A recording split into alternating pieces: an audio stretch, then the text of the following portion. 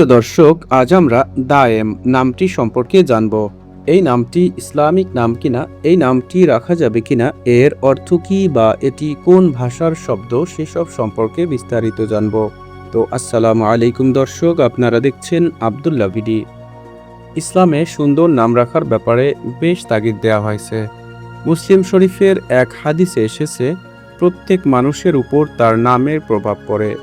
এছাড়াও আরেকটি হাদিসে পাওয়া যায়, নিশ্চয়ই কিয়ামতের দিন তোমাদেরকে ডাকা হবে তোমাদের নাম ও পিতার নাম ধরে, তাই তোমাদের নামগুলো সুন্দর করে রাখো।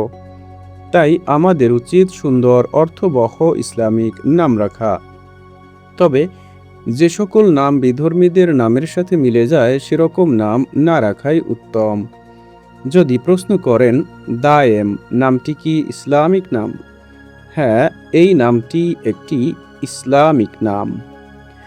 এই নামটি সাধারণত আরবি ভাষার শব্দ কিংবা আরবি ভাষা থেকে এসেছে।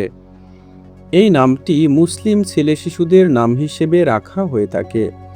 আপনাদের নামের অর্থ জানতে কিংবা ভিডিও পেতে কমেন্টে নামটি লিখে সাবস্ক্রাইব করে রাখতে পারেন। দায়েম নামের আরবি অর্থ হচ্ছে স্থায়ী, শাসিত কিংবা টেকসই। দায়েম নামটি বিভিন্নভাবে রাখা হয়ে থাকে, মোহাম্মদ দায়েম, দায়েম ইসলাম, দায়েম হোসেন ইত্যাদি। দায়েম নামের বন্ধুদেরকে ভিডিওটি শেয়ার করতে ভুলবেন না। সাবস্ক্রাইব করে সাথেই থাকুন। আসসালামু আলাইকুম আ রহমতুল্লাহ।